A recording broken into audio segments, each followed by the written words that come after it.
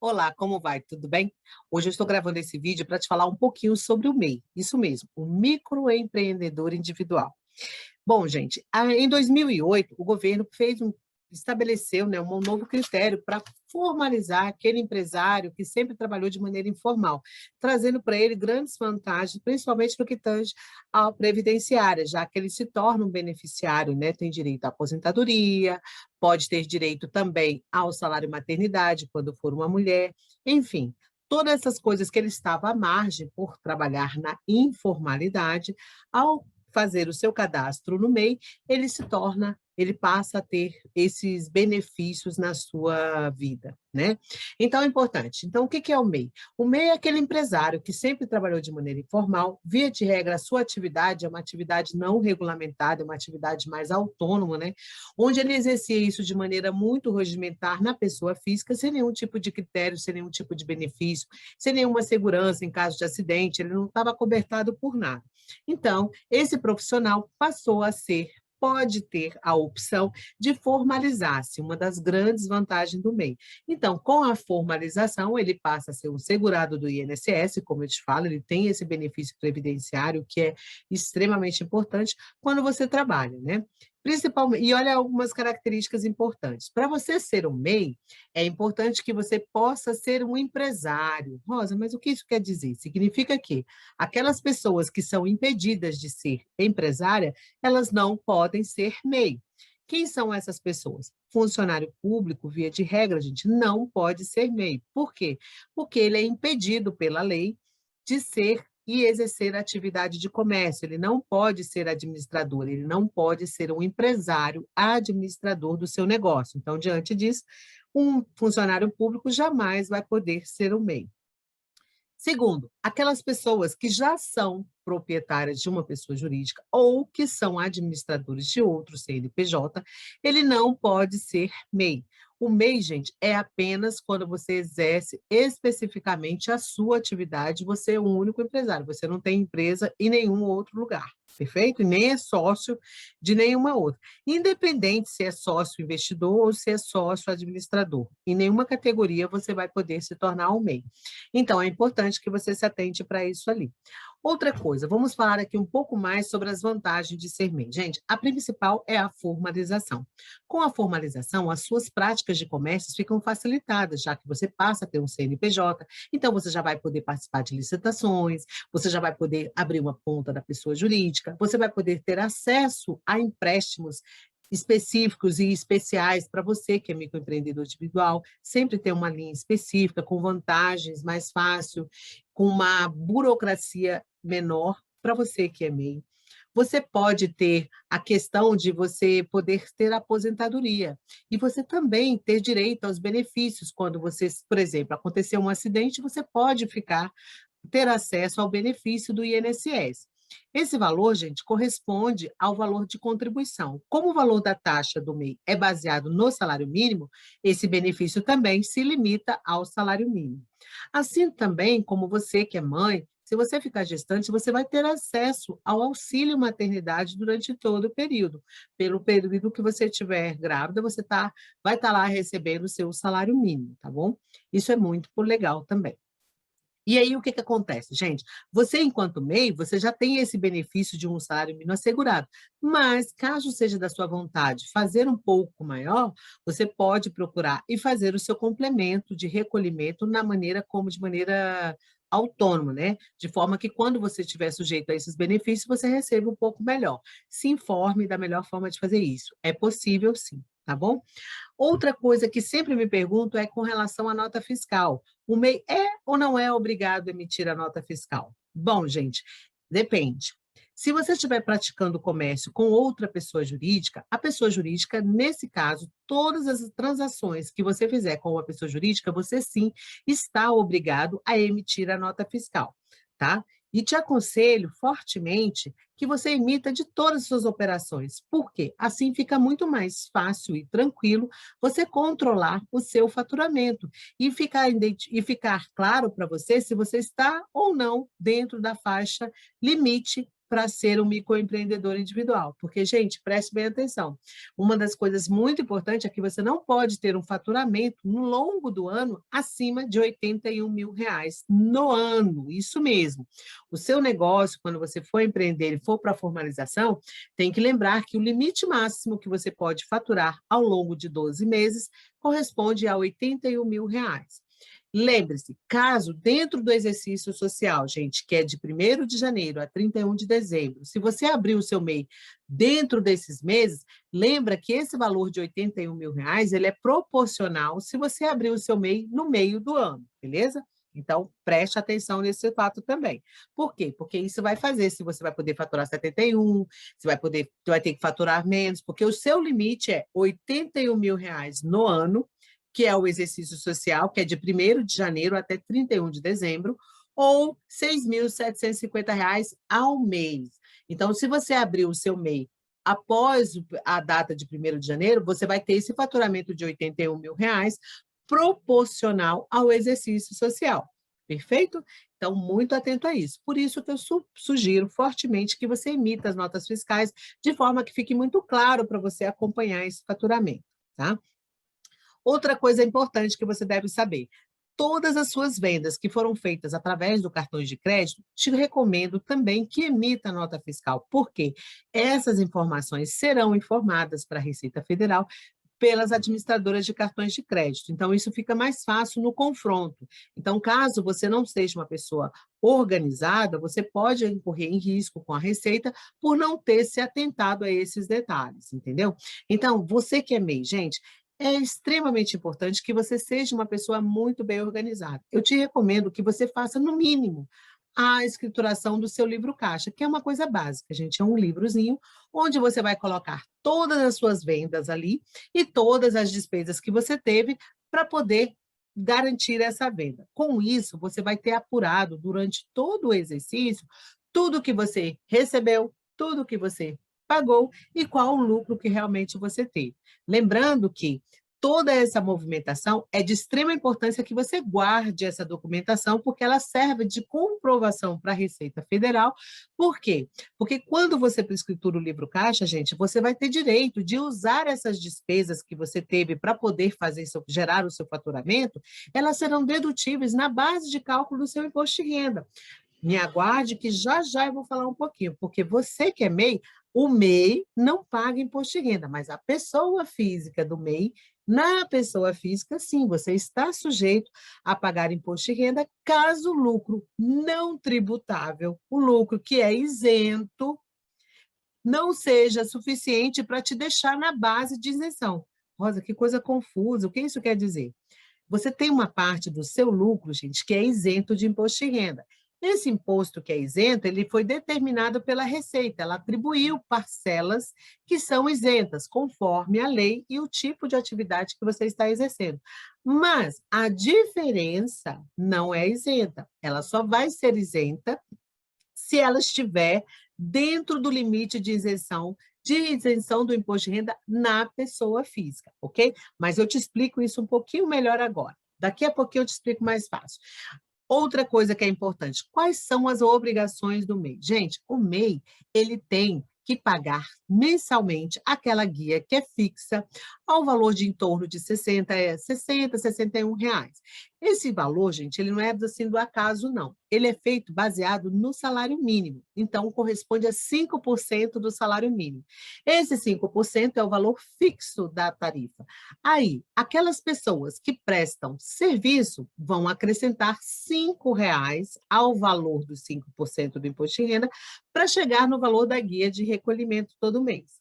E aquelas pessoas que praticam comércio, produto, elas vão acrescentar R$ 1 ao valor fixo. Por isso que a taxa varia entre 60 e 61 reais, perfeito? Então, é assim que o valor que surge, que começa aquele valor de 60 reais que você tem a obrigação de pagar mensalmente.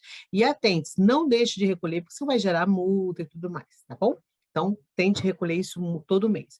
E a outra obrigação é que tem, é que ao longo de todo o fechamento de mês, de ano, né, do exercício, você tem que prestar conta para a Receita Federal de todo o valor que você faturou e quantos funcionários você tem. Você só tem direito a um funcionário, tá, gente? Que fique muito claro. O microempreendedor individual, ele só pode ter mais um funcionário trabalhando com ele. Se passou para 2, pronto, ele perde o MEI e passa a ser automaticamente o próximo nível, que é o ME, que é o microempreendedor individual. E aí ele já está na outra faixa de faturamento, ele já vai para o Simples Nacional, e a alíquota dele, dependendo da atividade, pode ser 4% ou 6% sobre o que ele faturar quando faturar. Perfeito? Então, tem que ter muito cuidado com isso. Você, MEI, não pode contratar 2 pessoas. O desenquadramento é automático quando você registra lá. Por quê, gente? O seu funcionário, você tem que fazer o E-Social para ele. Olha só como é que não é tão simples assim você ser MEI, né? Então, se você contratou um funcionário, você vai ter que fazer o E-Social e recolher todos os tributos, todos os direitos trabalhistas que o seu funcionário tem, que vão ser calculados lá no E-Social. É fácil fazer? Claro, é fácil. Por orientação, você consegue fazer isso aí, sim, tranquilamente, perfeito? Então, a nota fiscal, você já sabe, você vai ser emitido, né? Eu falei sobre a nota fiscal, mas vamos lembrar. Com relação à nota fiscal, você vai ter que emitir, e você pode emitir, gente, de maneira gratuita. Eu acho que foi isso que eu esqueci de falar para vocês. A nota fiscal você pode emitir de maneira gratuita, você pode fazer pelos aplicativos que o Sebrae costuma disponibilizar, ou então ir à sua secretaria ou à sua prefeitura, dependendo do estado onde você abriu o seu MEI. Cada estado e cada município, gente, tem uma legislação própria sobre isso. Então, você tem que se informar onde você abriu, no estado ou município onde você abriu, como você vai proceder para você ter direito à emissão de nota fiscal gratuita, tá? Essa regra, cada unidade da federação tem um critério específico, perfeito? Então, você tem que fazer isso daí. Então, o que a gente falou sobre aqui? Nós falamos o que é o MEI, quem pode ser MEI, nós falamos das vantagens, nós falamos de quem pode emitir, falamos das obrigações do mês. Agora, uma coisa que é muito importante, que é o MEI e o imposto de renda. Gente, realmente, o MEI, a pessoa jurídica do MEI, não paga imposto de renda, mas é de vital importância que você entenda que você não pode se confundir com a pessoa jurídica. Você, da pessoa física, é outra história. Então, como é que vai acontecer? Quando chega no final do ano, quando você vai fazer a DASH-MIEI lá, na verdade, um pouco antes, já que a declaração de imposto de renda da pessoa física tem que ser entregue no máximo até 30 de abril até 30 de abril do exercício seguinte. Então, assim, fechou o ano, você vai ter que apurar qual foi o lucro que é seu da pessoa física. E como é que você faz isso? Como eu falei, o lucro, ele tem uma parte isenta e tem uma parte tributável. Nesse caso, como é que funciona, gente? A parte isenta do imposto de renda corresponde àqueles percentuais que a Receita estabeleceu. Então, vamos fazer aqui. A pessoa jurídica, né? Eu até fiz uma continha aqui para ficar fácil para a gente poder entender. A pessoa jurídica, gente, que fatura ali, ela tem o seguinte: se você faturou R$ 70.000 no ano e você fez prestação de serviço, a Receita diz o seguinte: aquelas pessoas que praticam a prestação de serviço, 32% do faturamento, ela entende que é o lucro que essa pessoa tem. Então, como é que você tem que fazer? É esse valor do 32% sobre o seu faturamento, é a parcela do seu lucro isento de imposto de renda por lei estabelecido pela Receita Federal. As outras alíquotas, por exemplo, se você estiver prestando comércio, é 16%. Se você estiver fazendo comércio de transporte de passageiros, é 16%. Se você estiver praticando a parte de comércio, indústria, aí, ou frete, já cai para 8%. Então, vamos lá fazer um cálculo. Eu vou fazer da prestação de serviço, que o cálculo fica mais claro para você. Então, normalmente o quê? Geralmente o prestador de serviço, o custo dele não é muito grande, né? Às vezes, vamos pegar aqui um instrutor, né? Basicamente, o custo dele é o pagamento da taxinha, porque as outras despesas, gente, é uma despesa que ele tem normalmente, o computador ele já tem na casa dele, a internet ele já paga da pessoa física. Então, esses custos que ele teve para poder prestar o serviço de instrução, de ensinar alguma coisa, dar aula particular, dar aula de violão, qualquer coisa equivalente, ele não teve que agregar nenhuma despesa mais relevante. Então, vamos considerar que a única despesa que ele tem é a taxinha que ele pagou mensalmente, né? Então, gente, olha só, eu anotei aqui para não esquecer. O que vai acontecer? Quando você faturou R$ 70.000, gente, o que, que vai acontecer? Você calcula os 32%. Esses 32% corresponde a R$ 22.400. O valor de diferença, aí o que, que você vai fazer? Você vai pegar o valor de 70 mil, tirar os 32% e você vai chegar a uma nova base, que é a base do seu lucro que sobra. Esse valor é o quê? 47.600. Desse valor de 47.600, você vai tirar todas as despesas que você teve para poder gerar esse faturamento. Como eu falei, esse cliente, esse prestador de serviço, a única despesa que ele teve foi o pagamento do DAS, que corresponde a R$ 732 no ano. Com isso, a receita dele passou a ser 46.868. Gente, esse é o lucro que é tributável. Rosa, mas por que ele é tributável? Ele é tributável, gente, porque ele está superior ao limite de isenção de imposto de renda na pessoa física. Então, na hora que você for informar isso aqui lá na Receita, você vai informar na sua declaração de imposto de renda o valor de rendimentos tributáveis no valor de 46.868, e aí você vai estar sujeito ao pagamento do imposto de renda pela tabela progressiva da pessoa física. E olha, gente, esse caso aqui, definitivamente, não vale a pena você ser microempreendedor individual. Você está pagando um imposto, você vai pagar um valor muito alto na pessoa física. Por quê? Esse valor de 46 mil, você está na maior faixa de isenção. Então, digamos que você tem algumas reduções, e esse valor aqui que você vai pagar de imposto, gente, corresponde a 22%. Não vou nem colocar os 27%, vou colocar 22% para ficar menor aqui, só para te mostrar. Pode ser maior, mas olha só. O valor do imposto de renda que você vai pagar nessa pessoa jurídica, sabe quanto que é? R$ 10.310,96. Pasme. Olha aí o quanto que é. E você pensando que estava sendo muito bom e que o MEI seria uma ótima oportunidade para você. Mas olha, você pode ter uma economia de até 20% se você for um microempreendedor. Você que é prestador de serviço, você pode estar abrindo uma ME, o faturamento que você vai estar sujeito, o caderno de prestação de serviço de instrutor e tudo mais, está no caderno 3, a alíquota de 6%, e você está calculando aqui, ó, se você calcular os 6% sobre os 70 mil, que é o faturamento, né? O que, que vai acontecer? Você vai estar pagando o quê? R$ 4.200 de Simples Nacional. Olha, o imposto de renda da pessoa física é 10.370. Ah, Rosa, mas essa não é a única despesa que tem. Realmente, não tem. Você vai ter o quê? Porque como empresário, você vai ter que estar limite ao mês, certo? Você vai ter que estar pagando o contador, você vai ter a obrigatoriedade, você está no Simples Nacional, e você vai ter que ter a obrigatoriedade de ter um contador. Então, para esse tipo de cliente que não tem muitas despesas, a prestação de serviço dele, ele não tem muito, o honorário, ele pode conseguir honorário ali de até R$ 367 por mês. Né? Então, a gente multiplicando esse por 2, esse é o valor médio, tá, gente? Pode ser mais ou menos, depende do volume de faturamento do cliente, o número de notas fiscais e do tipo de serviço que ele vai estar contratando com o contador.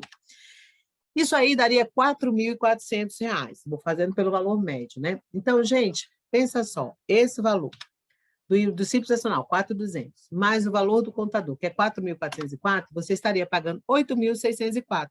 E olha, gente, sabe quanto que você passou na passou? Você vai estar pagando 10.310 do imposto de renda da pessoa física, mais os 732, que é a taxinha que você pagou, você estaria gastando no Simples, sendo o MEI, 11.042. Já imaginou isso?